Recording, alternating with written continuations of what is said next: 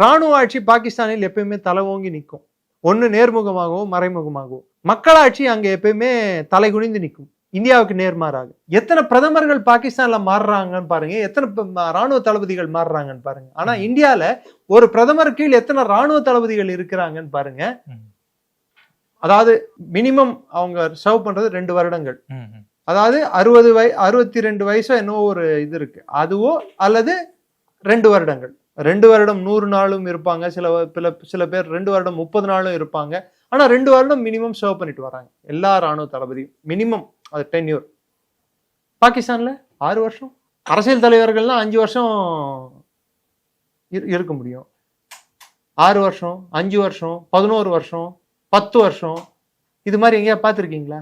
ஜியா 11 வருஷம், அயூப் கான் 10 வருஷம், பர்வேஸ் முஷரஃப் 9 வருஷம், ராயல் ஷெரீஃப் எனக்கு தெரிஞ்ச 5 வருஷம், கொமர் பாஜ்வா 5 வருஷம், ஆசிம் முனீர் ஒரு டேர்ம் முடிஞ்சு 2ஆவது டேர்ம் முடிஞ்சு 3ஆவது டேர்ம் எக்ஸ்டென்ஷன் 5 வருஷம் கொடுக்க போறாங்க. நீ எத்தனை டேர்ம் கொடுப்பீங்க? கொடுத்த பிரதம மந்திரிகள் பேர் மறந்துடுறோம்.